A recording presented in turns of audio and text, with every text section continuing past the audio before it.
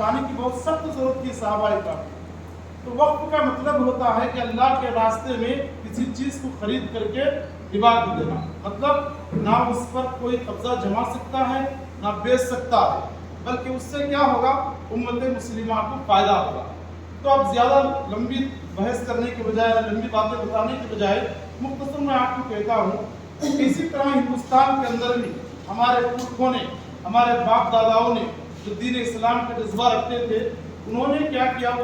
اس زمانے میں بہت سارے کھیتوں کو للہ باللہ وقف کیا.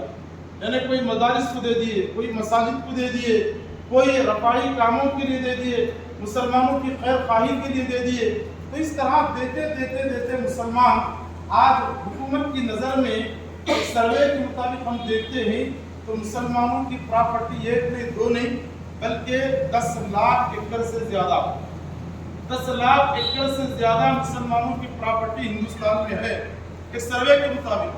تو 10 لاکھ ایکڑ سے زیادہ مسلمانوں کی جو زمینیں ہیں، اس میں مساجد ہیں، مدارس ہیں، دوسرے رفاہی کام ہیں، امت مسلمہ کے لیے بے شمار فوائد کے کام ہو رہے ہیں. اب مسلمانوں کی کمر توڑنے کے لیے حکومت نے ایک کوشش کی کہ ان کی معیشت کو چھین لیا جائے. کیونکہ جب کبھی کسی کی معیشت کو چھین لیا جاتا ہے، اس کے انکم کو چھین لیا جاتا ہے، آٹومیٹک آدمی نرم پڑ جاتا ہے. یعنی آدمی کیا کر جاتا ہے کہ وہ خود جو ہے کمزور ہوتا جاتا ہے. تو حکومت کیا کی ہے کہ مسلمانوں کی معیشت کو تباہ کرے، ان کے املاک کو ہم قبضے میں لے لیں، ان کے جو بھی مدارس چل رہے ہیں اور یتیم خانے چل رہے ہیں، یہ سب جو ہے وقف بورڈ کی طرف سے ایک آمدنی کا ذریعہ ہے. اگر ہم اس وقف بورڈ کو ختم کر دیں اور مسلمانوں کی املاک پر قبضہ جما لیں تو خود بخود مدارس بند ہو جائیں گے، مساجد ہمارے قبضے میں آ جائیں گے. تو آپ کو معلوم ہونا چاہیے کہ آج کی تازہ خبر، اتراکھنڈ میں 170 مدارس بند ہو چکے ہیں. 170 مدارس. اگر اس طرح مدارس کو بند کرتے ہوئے جائیں گے تو ہمارے بہت سارے بچے دین اسلام کی تعلیم سے محروم ہو جائیں گے. اور جب وہ دین اسلام کی تعلیم سے محروم ہو جائیں گے تو باقاعدہ وہ اسلامی زندگی کے طور طریقے کو جو ہے طور طریقے سے بہت دور ہو جائیں گے، ناشنا ہو جائیں گے اور غیروں کی نقالی کرتے ہوئے ان کے نقش قدم پر چلیں گے. تو آج ایسا ہو رہا ہے. تو اس لیے امت مسلمہ کو آج یکجٹ ہو کر کے اپنے سروں کو غور فکر میں لگا کر کے اپنے دماغوں میں صحیح سوچ اور سمجھ رکھ کر کے بیٹھنے کی ضرورت ہے. جہاں ہم قانون کے دائرے میں رہ کر کے ہمارے اوپر جو ظلم ہو رہا ہے، جو زیادتی ہو رہی ہے، ہم کو تو یہ ہے کہ وہ ہماری آواز کو سن کر کے کمزور پڑیں گے یا نرم پڑیں گے، ہمارے ہاتھ میں خیر کا کام کریں گے، ایسی امید نہیں ہے. مگر ساری دنیا دیکھے گی کہ ہندوستان میں مسلمانوں پر کیا ظلم ہو رہا ہے. دنیا دیکھے گی، ہماری ریالیوں کو دیکھے گی اور ہمارے اوپر جو ظلم ہو رہا ہے، یہ ظلم کو دنیا دیکھے گی. سارے لوگ، سارے عالمین میں جب یہ چرچا ہوگا کہ ہمارے مسلمان بھائیوں پر ایک ظلم ہو رہا ہے تو ہو سکتا ہے کہ یہ لوگ کچھ نہ کچھ دباؤ میں آئیں گے. تو اس لیے آج ضرورت اس بات کی ہے کہ ہم کو قانون کے دائرے میں رہ کر کے جوش و جذبے سے نہیں بلکہ ہوش و حواس کے ساتھ ہمیں ریاضیاں نکالنے اور ہمارے اوپر جو ظلم ہو رہا ہے، جو کالا قانون لاگو کیا گیا ہے، اس کالے قانون کو واپس لینے اور ہمارے اوپر جو ظلم ڈھایا جا رہا ہے، یہ ظلم و ستم سے ہم باہر آنے کے لیے ہمارا حق بنتا ہے کہ ہم ایک آواز اٹھائیں اور ساتھ میں جو ہے اللہ رب العالمین سے دعائیں کرتے رہیں. باقاعدہ دعاؤں کا اہتمام کریں کیونکہ دلوں کو پھیرنے والا اللہ ہے اور اسی کے ذات جو ہے دلوں کو پھیرنے والی ہے. باتیں میں زیادہ کہنے کے بجائے مختصر آپ کی سمجھ میں آنے کے لیے 2-4 باتیں آپ کے گوشے گزار کیا ہوں. اللہ تعالیٰ مجھے بھی اور آپ کو بھی امت مسلمہ کے لیے خیر خواہ بننے کی توفیق عطا فرمائے. اور جو ظلم اٹھایا جا رہا ہے، اللہ ان ظالموں کے ذریعے سے ہلاک کرے اور ہمارا جو حق جو یہ لوگ چھین رہے ہیں، اللہ تبارک و تعالیٰ صحیح معنوں میں ہمارے حق کو مال ہے اس کی ہمیں صحیح معنوں میں حفاظت کرنے کی توفیق عطا فرمائے. آمین. اور تیری حکومت بھی قائم رہے گی. آج یہ حکومت کے چند جو گھوڑے تو لے رہا ہے موڑی سے، یہ چند دن کا ہے، لے گا کھائے گا، پیٹ کو ختم کرے گا اور ہگے گا چلے جائے گا. لیکن تیری حکومت جو ہے ختم ہو جائے گی، پھر تو کام آنے والا نہیں ہے. اگر تو جو ہے مسلمانوں کے के साथ रहेगा तो ज़माने ज़रा तक तू मरेगा तो तेरे खानदान में जो है ये हुकूमत कायम रहेगी। इसकी इत्तला जो है ज़रूर ज़रूर उसको देना है। और इसके साथ जो है हमें हिम्मत हारे बगैर, चाहे वो आप सुप्रीम कोर्ट का मसला हो या और आगे बढ़ने का मसला हो, जैसा कि हमारे मौलाना अरशद मदनी, महमूद मदनी, सुप्रीम कोर्ट में अगर हमारे खिलाफ में फैसला आ भी जाए तो आदम जो है हम चुप बैठने वाले नहीं, हम मुसलसल कोशिश करते रहेंगे और ये हुकूमत के साथ देखेंगे।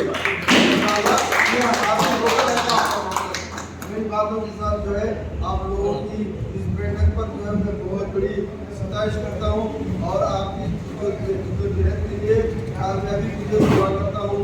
अल्लाह तबारक व तआला से दुआ है कि अल्लाह ताला हमारी बैठक को, हमारी कोशिशों को, हमारी मुख्तसर जमात को अल्लाह ताला कबूल फरमाए और इसको बड़ी ताकत के तौर पर उभरने के अल्लाह ने तो अता फरमाए। वापस दावाना हमारे गांव में, हमारे नियोजकवर्ग में, हमारे मंडला में पूरे खत्म में लेगो ये बिल पीछे गया था ये 3 दिन मिले तो मैं तरफ करने वाली तैयारी होगा। अपने कितने लोग आए कितने नियत करे लो काम आगे बढ़ता मजबूती से नियत करा आई को टाइम देते हैं, आई को टाइम देते हैं लोग। हमें क्या है फिर बार मीटिंग में हम कितने जने 50 में फिर बार 30 में आते हो उसका टाइम को बारी करो। काम बड़ा काम है, काम छोटा रहा तो पकवान पका देने में झाड़ू लगे तो 1000 आदमी दावा दे तो 1500 आदमी पका दी, 500 आदमी पका दी, 1000 आदमी को 100 आदमी पका दे तो पसंद है खाना। तो काम बहुत बड़ा काम है ये। काम के वास्ते क्या है अपन क्या है बोले तो वो अब तक मुसलमान क्या है जंग में उतरने अभी ये भी चलता है खाली गैरत की भाग दी रनिंग में मुसलमान अभी रनिंग। अस्सलामु अलैकुम रहमतुल्लाहि व बरकातहू। हज़रात आप तमाम जानते हैं कि हिंदुस्तान के अंदर वक्फ बोर्ड के ख़िलाफ़ जगह जगह रैलियाँ निकाली जा रही हैं, क्योंकि ये वक्फ बोर्ड दरअसल मुसलमानों की इमलाक है। हमारे जायदादों पर नाजायज़ कब्ज़ा करने की हुकूमत कोशिश कर रही है। तो इस सिलसिले में आज रॉयल फंक्शन हॉल में एक राउंड टेबल मीटिंग रखी गई। तो इसमें ये बात सामने आई कि इंशाअल्लाह हम लोग पुलिस परमिशन लेंगे और पुलिस परमिशन मिलने के बाद बहुत जल्द एक बड़े पैमाने पर रैली निकालेंगे। तो आप हज़रात से मेरी गुजारिश की जाती है कि पुलिस परमिशन मिलने के बाद हम लोग आपको इत्तला देंगे कि रैली कब निकलना है। तो जैसे ही आपको इत्तला मिलेगी तो एक ज़िम्मेदारी समझ करके बाकायदा इस रैली में शिरकत करें, साथ दें और हमारे कदम से कदम मिलाएं। अल्लाह तबारक व तआला हम सबको मिलजुल करके हमारा हक हासिल करने की तौफीक अता फरमाए। जितने भी हाजिर हैं मौलाना के आवाज़ पर जो है अगर आपसे दरख्वास्त की जाए तो जुड़ने के वास्ते फ़ौरन आज या कल जुड़ने की कोशिश करूँगा, क्योंकि तो बात सामने आ गई, समझ में आ गई। नए आदमी को समझाना पड़ता है, पुराने आदमी को समझी से आदमी को समझाने की ज़रूरत नहीं। मौलाना जो है जो फिक्र करेंगे उस पर आपको अगर दरख्वास्त करें तो आप आने की कोशिश करें। और आखिर में एक ज़रूरी बात बताना चाह रहा हूँ मैं, इस जेएसी के लिए को कन्वीनर और कन्वीनर को इनको दोनों को बनाया गया है। लिहाजा आप तमाम को इस बात का ख्याल रखें कि कन्वीनर जब भी आवाज़ दें इंशाअल्लाह आने की कोशिश करें। और को कन्वीनर को बनाया गया है इन्हों भी जिस मुसलमानों को जो भी कानून का मसला जो भी है काला कानून उस कानून के लिए बुलाया गया है, तो तमाम एकजुट होकर हाजिर होने की काम करें इंशाअल्लाह। अल्लाह तबारक व तआला हम सबको अल्हम्दुलिल्लाह एकजुट होकर एक प्लेटफॉर्म पर आकर हर काम आगे बढ़कर कोशिश करने की तौफीक अता फरमाए। आमीन या रब्बुल आलमीन। अस्सलामु अलैकुम। నంద్యాల జిల్లా నందికొట్కూరు నియోజకవర్గం నందు నందికొట్కూరు పట్టణంలో రాయల్ ఫంక్షన్ హాల్ నందు ప్రతి మండలం నుంచి ప్రతి గ్రామం నుంచి మసీదు గురువులను అదేవిధంగా మత పెద్దలతో రౌండ్ టేబుల్ సమావేశం ఏర్పాటు చేయడం జరిగింది. వక్ఫ్ బోర్డు సవరణ చట్టం వ్యతిరేకంగా ఇవాళ దేశవ్యాప్తంగా నిరసనలు ధర్నాలు జరుగుతున్నాయి. అదేవిధంగా నందికొట్కూరులో కూడా ఈ యొక్క